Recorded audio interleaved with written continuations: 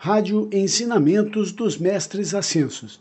Programas com perguntas e respostas, entrevistas, aulas e depoimentos, com Maria Lúcia Vieira e Paulo Rodrigues Simões, transmitindo os ensinamentos dos Mestres Ascensos da Grande Fraternidade Branca.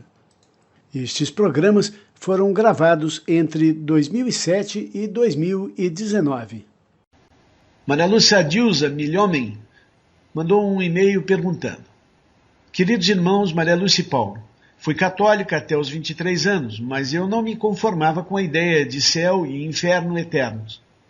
Até quando, na faculdade, encontrei uma professora de História e da Educação que era espírita.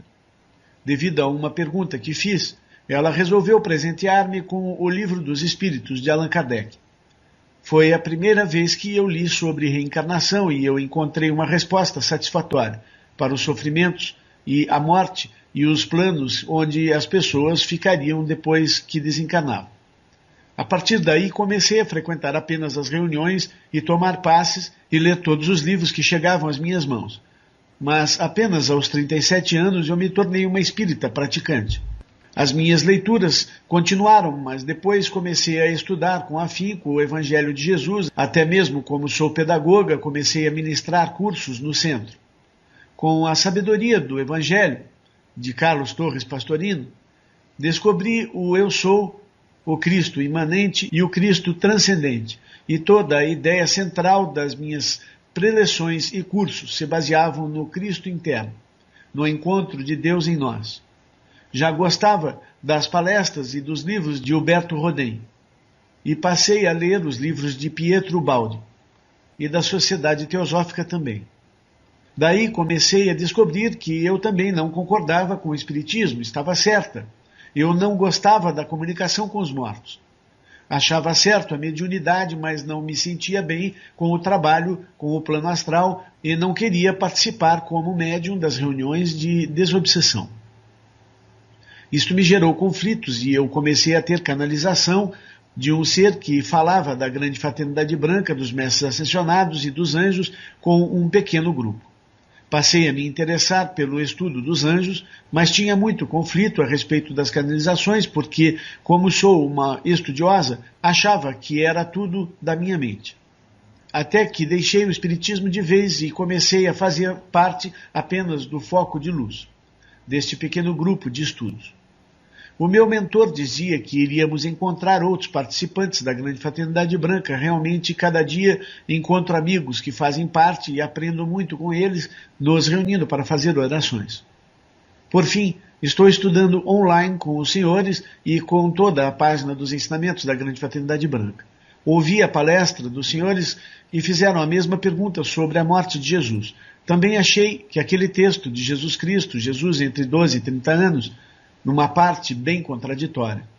Fala que dos 14 aos 28 anos passou no mosteiro Rins, no Himalaia, e que aos 29 anos retornou à Palestina, e que Jesus morreu em Caxemira aos 81 anos. Tem um parágrafo no texto que fala: a crucificação dele é vista como sacrifício. Depois citou os Atos. Jesus ensinou seus discípulos por 40 dias, após a ressurreição, sobre coisas do reino de Deus. Ele foi realmente crucificado ou morreu aos 81 anos? É outra dúvida que tenho. Já li o livro dos Anos Ocultos de Jesus, de Elizabeth Clare Croft, e concordo com a versão da autora. Poderiam esclarecer-me melhor? Dilza. Querida Dilza, todos nós que encontramos a Grande Fraternidade Branca tivemos anteriormente uma longa caminhada em busca da verdade. Agora que a encontramos, devemos deixar tudo o que passou. Somos gratos a todas as pessoas que contribuíram para que chegássemos até este ponto. Porém, agora, é hora de deixar o passado e estudar os ensinamentos dos Mestres Ascensos com a mesma dedicação que você vem estudando até agora. Quanto à pergunta seguinte, o livro de Elizabeth Clare Croft, Os Anos Ocultos de Jesus, esclarece a vida deste mestre entre os 12 e 30 anos. É um livro fundamentado em sérias pesquisas. Seria bom que o lesse novamente e você encontrará ali todas as respostas que busca. Para entender os mistérios de Deus, não basta ler e absorver o conhecimento intelectualmente. O estudo da ciência esotérica é diferente do estudo acadêmico. É preciso querer, desejar, ter devoção, pedir compreensão e meditar sobre cada trecho que interesse. Ler em voz alta também ajuda muito a compreensão. Existem 3 iniciações que Jesus passou e nós temos que passá-las também. A primeira é a transfiguração. E vocês podem ver em Mateus capítulo 17 como Jesus transfigurou-se diante de Pedro, Tiago e João. A segunda é a ressurreição. E a terceira, a ascensão. Jesus sofreu na cruz, foi espancado, humilhado, ultrajado, ferido. Jesus já havia ressuscitado Lázaro e a menina. Sem dúvida, ele passou pela crucificação, pela ressurreição. Se ele ressuscitou outros, como não poderia ele mesmo ressuscitar? Ressuscitar significa elevar o Cristo adormecido em nossos corações. Este eu real, que Deus criou à sua imagem e semelhança, e que está como morto em nosso ser. Jesus, em sua paixão, atingiu um grau de luz e desenvolvimento extraordinário. Após a ressurreição, Jesus ensinou a seus discípulos por 40 dias sobre coisas do reino de Deus. Está em Atos. Onde estão estes ensinamentos? O que Jesus transmitiu a eles? Por que não tivemos acesso a essas revelações? São perguntas no vazio. Jesus não trouxe os ensinamentos apenas para um pequeno grupo privilegiado, mas sim para a humanidade. E nós fomos privados disso. Após a ressurreição, Jesus casou-se com Maria Madalena e viveram em Caxemir, onde ele continuou ensinando. Ele morreu aos 81 anos e ascensionou. É isso, minha querida Dilsa. Maria Lúcia, veja, eu estava pensando enquanto você estava falando, a Bíblia ensina, Elizabeth confirma, Elizabeth Klaproth, que Jesus ressuscitou no 3º dia. E agora me diga, por que é que alguém ressuscita? Será que é para morrer de novo, ou digamos, para fazer a passagem? Ninguém ressuscita para fazer a passagem. Jesus ressuscitou para ir até os 80 anos, ensinando a sua chama gêmea, Madalena, na terra. Porque ela se manteve aqui até recentemente, fazendo a ponte com Jesus para nos dar esses 2000 anos de paz da Era de Peixes, onde ela terminou sua última encarnação fundando uma igreja, que é a Igreja Quadrangular. E para quem não sabe, Madalena, na sua última encarnação, foi Amy McPherson, fundadora da Igreja Quadrangular.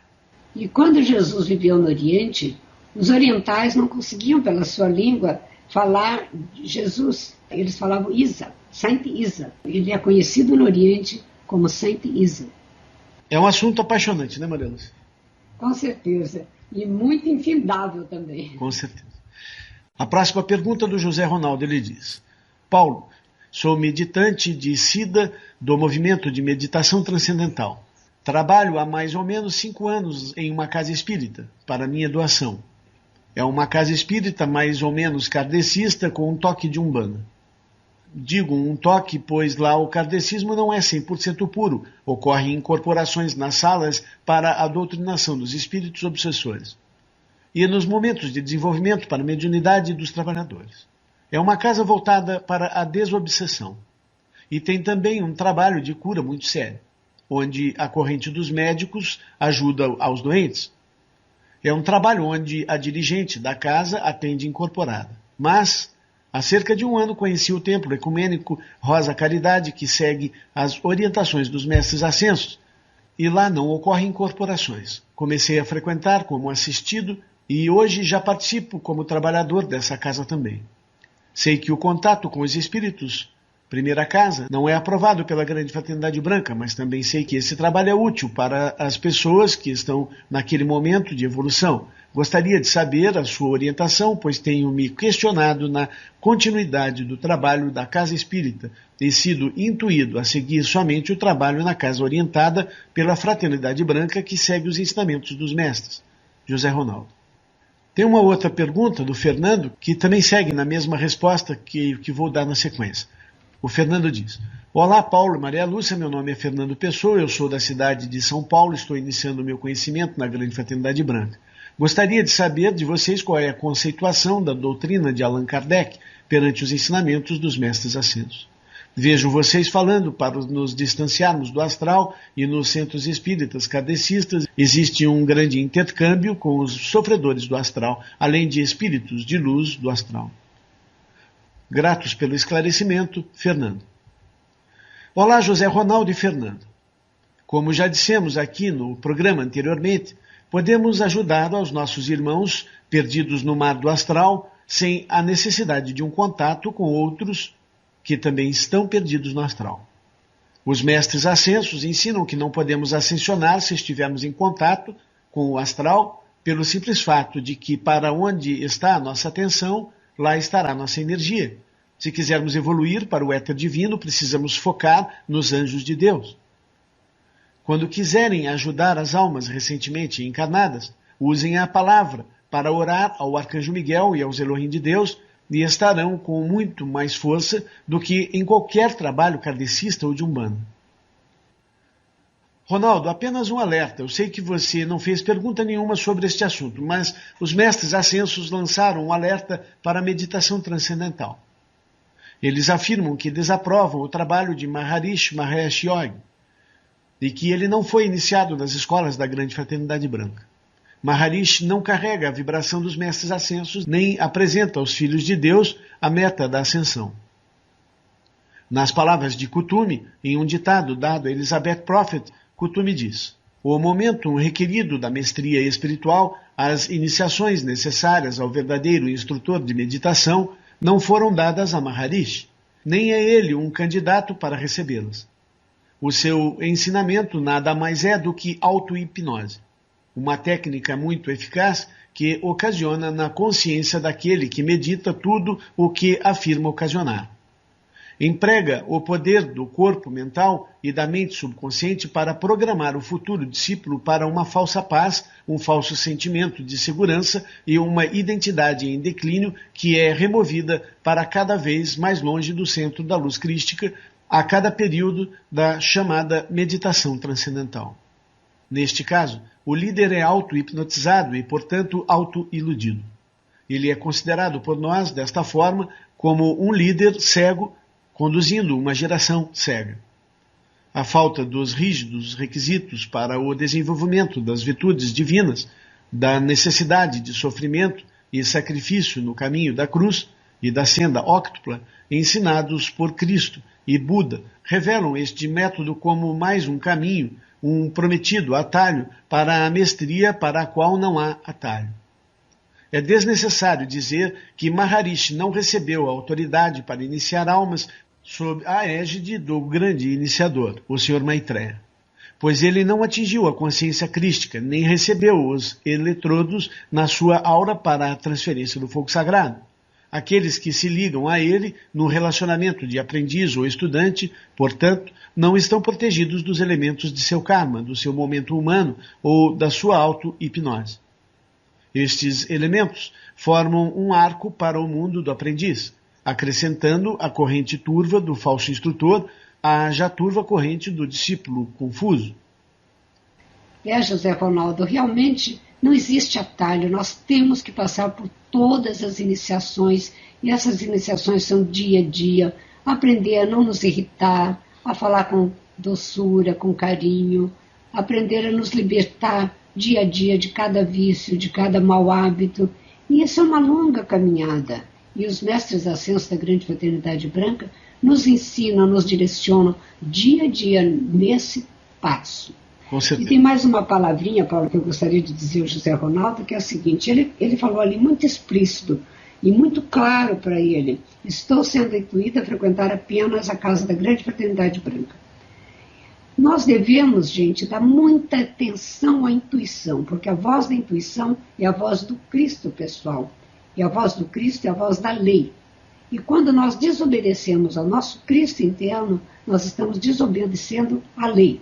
E vocês podem ver isso muito claramente em seu passado. Olhe na sua vida passada, rememore os teus erros e acertos e veja, quando você ouviu aquela vozinha interior que vem do coração, você acertou. E quando você não ouviu, foi quando você errou. Outra coisa que eu quero alertar, José Ronaldo e amigos, é que existem muitas casas por aí, mas muitas mesmo, que estão recebendo espíritos do astral e dizendo que são São Germain, Jesus, Elmória, Kutume. E eu quero dizer a vocês que os mestres fizeram um grande trabalho de divulgação dos ensinamentos nas escolas esotéricas. Eles não aparecem em centros, eles não aparecem em pseudo-escolas que se afirmam ser escolas, mas estão aí transmitindo os ensinamentos por médiuns, ensinamentos que são do astral e não do éter divino. Quem quer estudar os ensinamentos dos mestres, busca os ensinamentos nas escolas dos mestres. Nas escolas sérias, nas escolas conhecidas, sabidamente da grande fraternidade branca, nós não podemos correr risco, gente. Nós já estamos muito atrasados. Quanto poderíamos estar adiante em nossa vida espiritual, em nossa elevação, nós não podemos nos arriscar mais. Elizabeth Prophet disse, nós viemos, ela e o Mark Prophet, para trazer 75% dos ensinamentos. O restante 25% é com vocês. Então isso que falta é nosso trabalho. Nem o mestre vai fazer tudo por nós. Nós temos que fazer esse trabalho. Pegar os ensinamentos, ler, estudar e aplicar. Só isso. Garimpar. Ler profundamente, estudar várias vezes. É por aí. A próxima pergunta vem de Cláudia.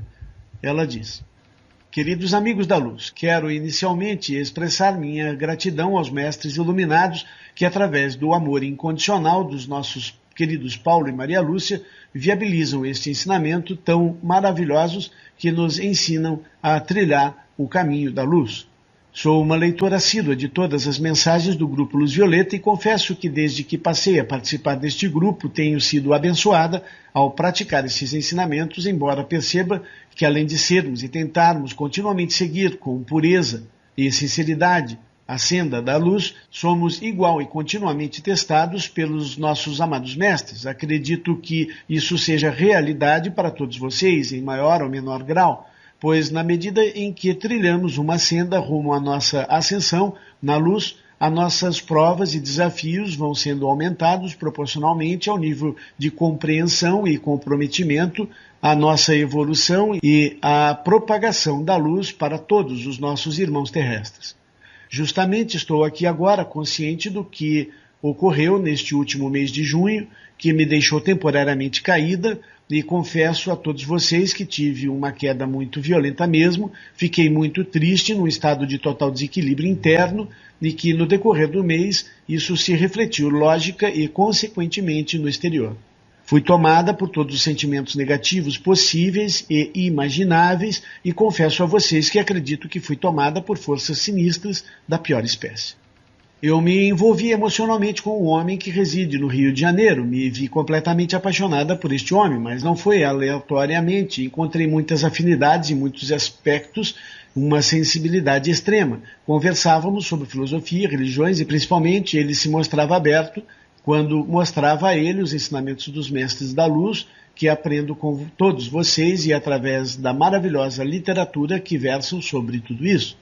Acontece que este relacionamento, digamos assim, degringolou conforme foi passando. Nosso entendimento foi ficando cada vez mais decrescente e, como num passo de mágica, ele se transformou numa pessoa totalmente diferente daquela que eu havia conhecido. Cláudia continua contando o problema da relação entre ela e o parceiro. Não há razão para a gente ler toda essa história aqui, o e-mail é um pouco longo. Continuando, de uma parte mais na frente. O motivo maior de ter procurado a ajuda de todos vocês, meus irmãos na luz, foi que ontem, quando eu estava fazendo meus decretos e depois, como sempre, permaneço em meditação, em completo silêncio, para que minha divina presença possa conversar comigo e estar aberta às suas divinas manifestações e orientações em minha vida. Neste estado de quietude, de paz muito grande, senti de uma forma muito forte e clara uma mensagem sobre o que estava cometendo meu ex-namorado. O que me veio foi que ele está preso à possessão de entidades muito sinistras do astral, cujo comportamento e atitudes é rotulado de esquizofrenia pela psicologia. Gostaria de saber mais especificamente dos amados amigos que estão há mais tempo na senda da luz. Isso existe realmente? Entidades astrais poderosas que tomam possessão de um ser humano e que dentro da psicologia, nas quais são diagnosticadas o que eles chamam de transtornos psicóticos, de esquizofrenia? Amados amigos, peço humildemente ajuda e auxílio do Paulo e da Maria Lúcia, se possível, pois eu amo muito este ser que sei que sofre e acredito que se ele ainda está ligado a mim, creio que eu, na minha ínfima possibilidade, peço diariamente para os amados mestres e para a minha divina presença, além de fazer muitos decretos de chama violeta, para que a luz seja instaurada e que todo o mal seja erradicado. Mas aí que vem a minha dúvida. Há mais algo que eu não esteja fazendo e que eu deveria fazer para potencializar os efeitos dos decretos da luz? Por favor, amados amigos, peço-lhes orientação e desde já agradeço a todos. Fiquem todos na luz de Deus que nunca falha. Eu sou Cláudia. Querida Cláudia, você tem razão. Os testes são contínuos na senda iniciática. A forma de passar um teste é a seguinte: não importa o que te acontece, mas sim como você reage. O estudante deve sempre manter harmonia em seu coração, mente e emoção, mesmo em face aos maiores desafios. Quando ele atingir a capacidade de tornar-se imperturbável, os ataques cessarão. O descontrole arrasta a pessoa para dentro do problema. É preciso olhar de fora para ter ideias claras e discernimento. Não se culpe, pois você não errou, mas sim está aprendendo na escola da vida. Culpa é desarmonia, é autoacusação, e você não pode saber se errou. Talvez tivesse que passar por tudo isso para resgatar karma de vidas passadas. Agora, poderá resgatar o restante do karma com orações. Faça a sua parte, que é orar, sem apego ao resultado. Cláudia, não quer dizer que ele mudou, que ele se transformou, mas sim você passou a vê-lo da forma que ele era. E o fato de estarmos nesta senda não significa que não erramos. O karma cega, é difícil. Quando olhamos para trás, nós pensamos, como eu não vi? Mas na hora, o véu de Maia encobre a verdade, encobre a situação. Você é disciplinada e está indo muito bem. Continue seu desenvolvimento espiritual com mais compaixão e amor por sua própria alma. Quanto à outra pergunta, sim, existem entidades astrais que tomam conta da pessoa, mas elas, as entidades, não são poderosas. Nenhum poder é superior ao de Deus e dos seres de luz que fazem parte da hierarquia celestial. A amada Astreia pode libertar de entidades quando é invocada. Contudo, nós só podemos ajudar aqueles que se ajudam, que desejam transformar-se. Nós fazemos a nossa parte, que é orar, mas se eles vão transformar-se, isso nós não sabemos. Se ele é esquizofrênico, Cláudia, precisa de tratamento médico. O mestre para problemas psicológicos é o mestre Kuthumi. O decreto para isso, para problemas psicológicos, é Eu Sou Luz, da Summit Lighthouse, e está contido no livro de decretos da Summit Lighthouse do Brasil. Eu vou recitá-lo aqui para você ver. Primeiro, visualize a si mesmo envolta em um globo de luz branca, irradiando esta luz para onde você deseja, para a pessoa que vocês desejam. Faça um pedido a mestre Kuthumi específico, pedido para curar a pessoa da causa e feito o registro de memória da esquizofrenia, ou do hábito de maconha, ou de isto, daquilo, seja o que for o problema da pessoa. Eu sou luz, luz resplandecente, luz radiante, luz intensificada. Deus consome minha escuridão, transmutando-a em luz. Hoje eu sou um foco do sol central. Através de mim corre um rio de cristal, uma fonte vivente de luz que não pode ser corrompida por pensamentos e sentimentos humanos. Eu sou um posto avançado do divino. A escuridão que se serviu de mim é consumida pelo poderoso rio de luz que eu sou. Eu sou, eu sou, eu sou luz. Eu vivo, eu vivo, eu vivo na luz. Eu sou a mais completa dimensão da luz. Eu sou a mais pura intenção da luz. Eu sou luz, luz, luz, inundando o mundo onde quer que eu vá, abençoando, fortalecendo e anunciando o propósito do reino dos céus. Amém. Você poderá encontrar esse decreto no vídeo 44 aqui em nosso canal do YouTube. Eu quero fazer um único comentário, Maria Lúcia, a respeito do que você falou no início, e eu quero comentar como isso tem mudado a minha vida. Essa semana mesmo, nós tivemos uma situação difícil, eu e você. Eu e Maria Lúcia, começamos a fazer a gravação no meio da semana, na quarta-feira, e de repente o computador travou. Não fazia mais gravação, minha comunicação com Maria Lúcia, que é feita de Minas Gerais para Curitiba via o Skype, foi bloqueada. Não é, Maria Lúcia? Na hora do trabalho. E eu me vi com um problema de computador sério, onde eu tive que formatar o computador inteiro, o HD, e reinstalar todos os programas, coisa que leva um dia inteiro de muito trabalho. Fora isso, a espera de técnicos para virem mexer no computador, esse tipo de coisa que leva mais do que um dia, com certeza. Resultado, atrasamos o programa, estamos gravando o programa num domingo para conseguir entregar para vocês na segunda-feira. No momento em que eu notei que eu ia ter que fazer todo esse trabalho, a vontade natural humana nossa, né, o hábito que nós adquirimos na vida, no Brasil em geral, no dia a dia de nossa vida, é reclamar e dizer que coisa ruim, meu Deus, não sei o quê. E é o que nós fazemos, as pessoas todas fazem isso. Né? Quando vem um problema, reclamam. Quando eu vejo um problema, como foi esse o caso, a primeira coisa que eu faço é agradecer. Eu olhei o problema e disse, graças a Deus, que bom. Meu computador deu um problema sério e eu vou ter que formatar o HD inteiro. Maravilha. Vocês podem dizer, mas meu Deus, agora então eu tenho que ser um que gosta de sofrer? Não, não é isto. A questão é que quando nós lutamos contra um problema, nós não encontramos a solução. A partir do momento em que você aceita o problema como real e como uma possível situação que vai te levar a uma solução para outros problemas, porque a gente procura entender que tudo que vem de ruim para a gente vem para nos preparar, para nos deixar melhores e mais fortes e mais preparados, então aí a solução vem também. Porque enquanto eu nego o problema, eu não recebo a solução. Pois não há condições de uma solução divina chegar enquanto eu nego a existência desse problema. Enquanto eu nego a aceitação disso. Não é isso, Maria Lúcia? É verdade. E outra coisa, que é uma coisa milagrosa, Paulo, o agradecimento.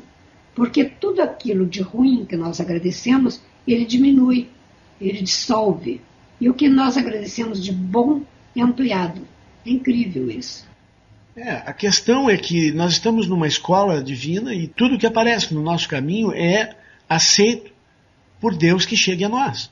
E se chegou a nós, seja bom, seja ruim, seja terrível, seja a coisa que for, nós agradecemos que aquilo está ali e pedimos a Deus a ordem e o progresso para que aquilo, se for ruim, seja retirado. E é com essa, nem para aceitar aquilo e adorar o problema, mas não podemos nos sentir com pena de nós mesmos por estarmos com aquele problema. Entende? Se eu tenho uma barreira na minha frente, maravilha, que bom, eu vou poder enfrentar isso. Tem um desenho que se tornou filme muito interessante, que é o do Asterix e do Obelix, que eles tomam uma poção mágica, ficam fortes e podem bater nos romanos, que são os invasores do país de Gales deles. Né?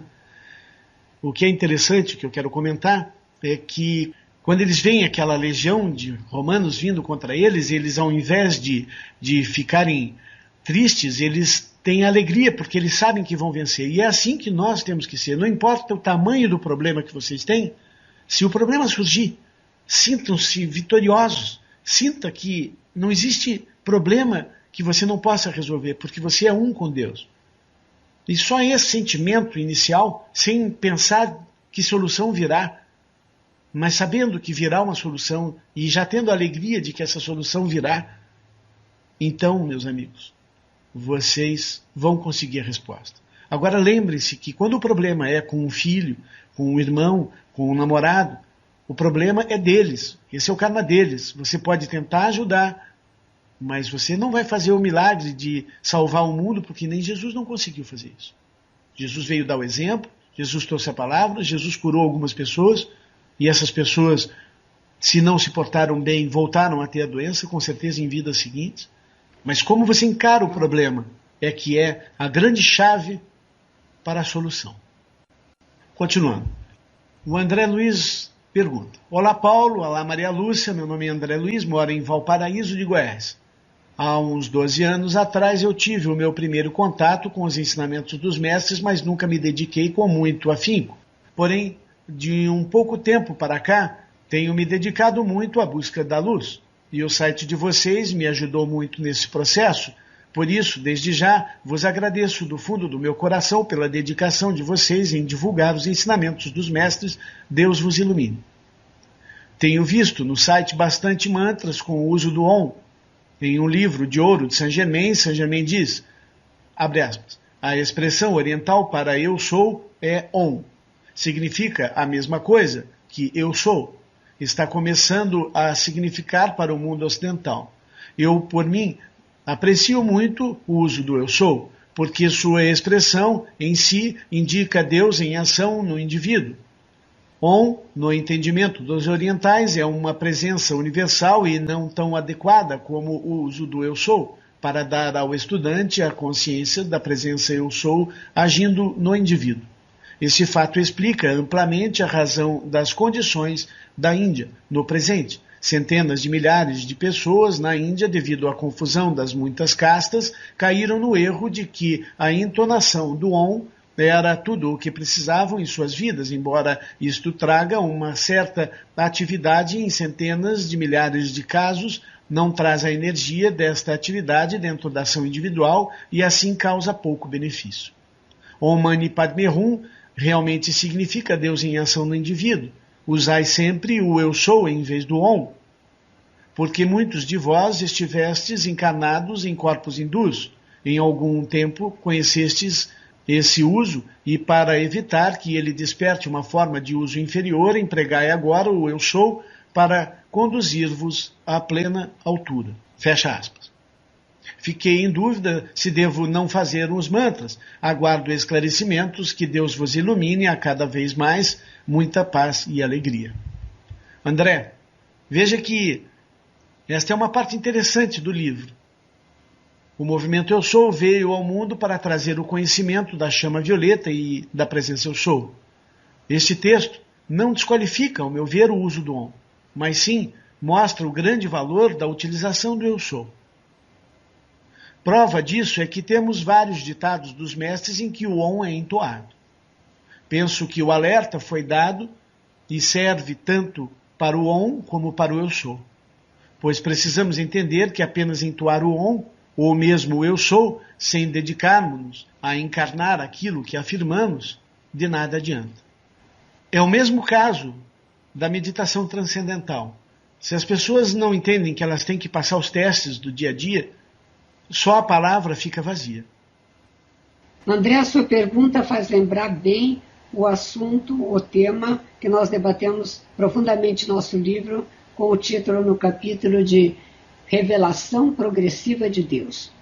O Om é uma revelação de centenas de anos. Há muitos milhares de anos existe conhecimento do Om, que é maravilhoso, que é Deus em ação, o Om é trazendo Deus para aqui, para o plano físico.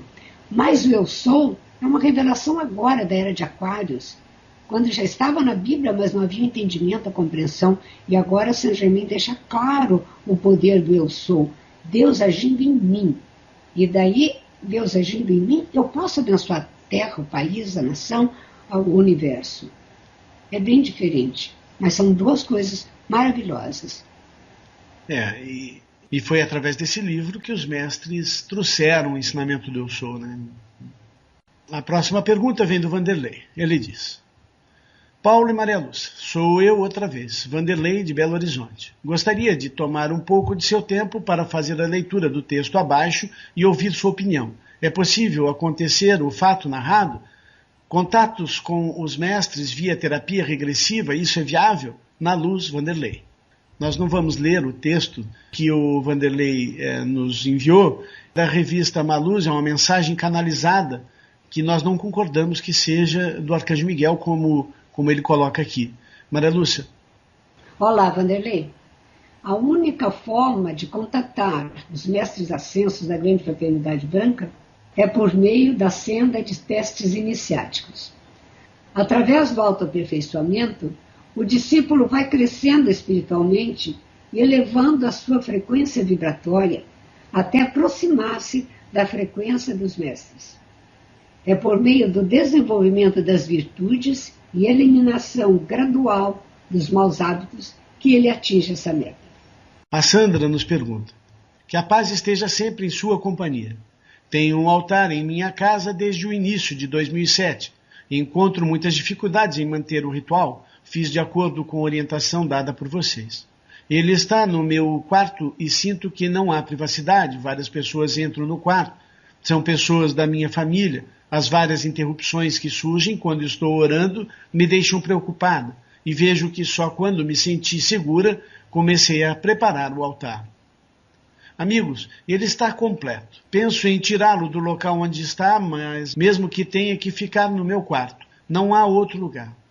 Outra situação é a localização dos pontos cardeais. Minha relação com o altar é intensa e quero eliminar toda esta energia não qualificada que entra para comungar com a dimensão tão profunda que são esses mestres e a sintonia com vocês. Obrigado, Sandra. Sandra, você está passando um teste de integração familiar. Primeiramente, quero te dizer, como já dissemos hoje aqui, aceite o problema. Aceite as limitações. Olhe para Deus e diga a Ele que aceita seu karma familiar. Diga que tem vontade de evoluir mais e ter seu altar em um lugar só seu. Peça a Deus que te ilumine. Sabe, certas respostas precisam ser garimpadas, buscadas. Deus espera que você conquiste este espaço. Pense que é tudo uma questão de tempo e que resistir a este teste que Deus está passando a você só atrasa mais a hora da vitória. Levei tempo para entender isso. Nós precisamos aceitar o momento presente como sendo nossa responsabilidade, seja lá o que for que esteja acontecendo. Se a desordem está ao seu lado, ponha ordem, clame por ordem e progresso o tempo todo, mas com compaixão no coração. De forma alguma aceite a limitação, porque isto bloqueia a vinda da luz renovadora da sua presença eu sou. E também você pode já hoje começar a falar com São Miguel. Durante o dia, está trabalhando, fazendo qualquer coisa, diga: amado Arcanjo Miguel, amanhã eu peço tua proteção durante o tempo que eu estiver fazendo meu ritual. Prepare meu ritual amanhã, São Miguel, protegei, que eu tenha silêncio, tranquilidade, não seja perturbada durante todo o tempo que eu estiver orando. Amém. Comece sempre pelo tubo de luz, acende a vela, faz o tubo de luz e pede a proteção de São Miguel, depois comece o seu trabalho. Isso funciona mesmo. Com certeza. Você vai se espantar com as respostas. A Elizabeth nos pergunta: olá, Paulo e Maria Lúcia. Gostaria de tirar algumas dúvidas com vocês, pois conheci este site recentemente e já sou estudante dos ensinamentos de Saint Germain há mais de 10 anos. Tenho muito material da Ponte para a Liberdade, os quais sigo religiosamente. Minha principal dúvida é como devo proceder com rituais, já que faço de acordo com os dias da semana e seus raios, considerando-se que observei divergências nas informações contidas no site. Por exemplo, já sou habituada a trabalhar com o raio azul no domingo. Vocês informam que ele é representado pela terça-feira, bem como os outros raios apresentam dias diferentes. Fiquei confusa, pois já estou acostumada com o meu próprio estudo. Moro em Salvador e desde 1996 sigo os ensinamentos da Ponte para a Liberdade e senti que evolui muito através destes. Como devo proceder? Será muito difícil para mim mudar os dias e os raios, já que tudo funciona quase mecanicamente em minha mente? Aguardo resposta, Elizabeth Ramalho. Querida Elizabeth, na verdade, todos os 7 raios atuam diariamente. Existe um dia consagrado a cada um. Por exemplo, existe o Dia das Mães, porém as mães atuam diariamente. Assim os raios atuam também. Pode continuar fazendo os seus rituais como está habituada, sem o menor problema. Essa diferença de dias de raios entre duas escolas da Grande Fraternidade Branca não tem importância. As agendas dos mestres mudam. Os planos cósmicos passam por mudanças contínuas e alguma razão os mestres tiveram para mudar essas datas. Elizabeth e amigos, o que vocês podem fazer para realmente aproveitar melhor o tempo de vocês com relação às orações é fazer uma análise dos ciclos cósmicos de vocês. Estudar os ensinamentos dos ciclos cósmicos, tanto no nosso CD quanto no livro de Elizabeth Kleproft, e descobrir quais são os raios que vocês vieram trabalhar nessa vida. E aí sim, com certeza, você tem 3 ou 4 chakras que você veio trabalhar com mais afinco nessa vida. E você dedicar mais orações para aquele raio que você precisa desenvolver. Isso, com certeza, é uma necessidade para aqueles que buscam a evolução espiritual. A Cláudia nos pergunta: olá amigos, gostaria de saber mais sobre os sonhos. Por que às vezes eles são tão estranhos? Será que são imagens contidas em nosso inconsciente? Grata, namastê, Cláudia. Sabe, Cláudia, nossos sonhos dependem de nosso nível de consciência. Frequentemente sonhamos com coisas ligadas ao nosso momento atual. Quanto mais consciente e acordada estiver a sua alma, mais elevados serão os seus sonhos. Uma pessoa pode, porém, ser levada por um anjo ou um mestre ascenso a um nível mais elevado de consciência, onde receberá um alerta para agir quando acordar. Mas não controlamos isso. Os mestres nos procuram quando eles querem. Pessoalmente, quero dizer que eu frequentemente decido descartar meus sonhos, ou seja, nem penso neles. Acordo e busco a comunhão com o meu Santo Cristo pessoal, a minha presença eu sou, e acordo com a minha realidade de Filho da Luz encarnado. Recebemos muitos e-mails com pedidos de interpretação de sonho, mas não podemos interpretar o que na maioria das vezes é pura ilusão astral.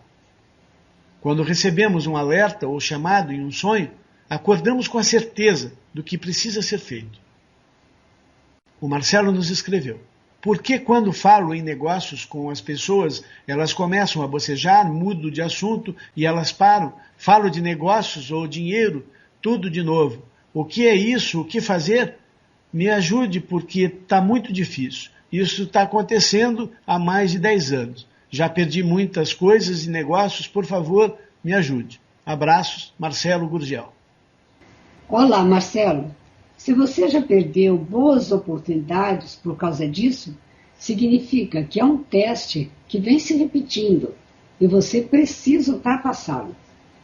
Para transmutar isso, nada melhor que uma boa sessão de meia hora de chama violeta diariamente, fazendo invocações à poderosa e transmutadora chama violeta. Sugerimos o seguinte: faça uma sessão diária de chama violeta da seguinte forma. Após o preâmbulo do decreto de Saint-Germain, faça o pedido bem específico dizendo: amado Saint-Germain, eu vos peço que dissolva a causa, efeito, registro e memória deste bocejo que tem me impedido de realizar bons negócios. Liberta-me, liberta-me, liberta-me, Saint-Germain. Em seguida, faça o corpo do comando de luz.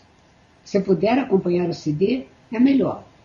As orações e CDs estão em nossa página. Se você quiser também fazer outros chamados, outros decretos de chama violeta, não tem problema, pode fazer. O importante é que faça meia hora de chama violeta durante um mês, 40 dias, sei lá. Faça um propósito com São Germain. Eu vou fazer 33 dias seguidos e depois veja a diferença. Eu quero complementar só essa resposta, Maria Lúcia, voltando àquilo que já foi dito antes. Sabe, Marcelo? Primeiramente, aceite isso como sendo um teste que você tem que passar e como sendo um meio de aprender alguma coisa. Aceite, não se revolte contra essa situação de forma alguma. Olhe para Deus e diga: que bom que isso está acontecendo.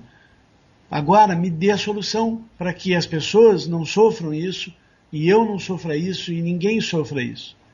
Não é isso, Maria Lúcia? Exatamente. Maravilha. Continuando, a Lindóia Macedo nos pergunta: Elizabeth Kleproft nos diz que para nos tornarmos membros da Grande Fraternidade Branca pode ser de qualquer religião ou crença. Porque já ouvi de pessoas que frequentam grupos de estudo da chama que quem frequenta o espiritismo e outras crenças não podem participar dos referidos grupos? Eu sou Line. Line, Não é bem isso que Elizabeth Prophet diz.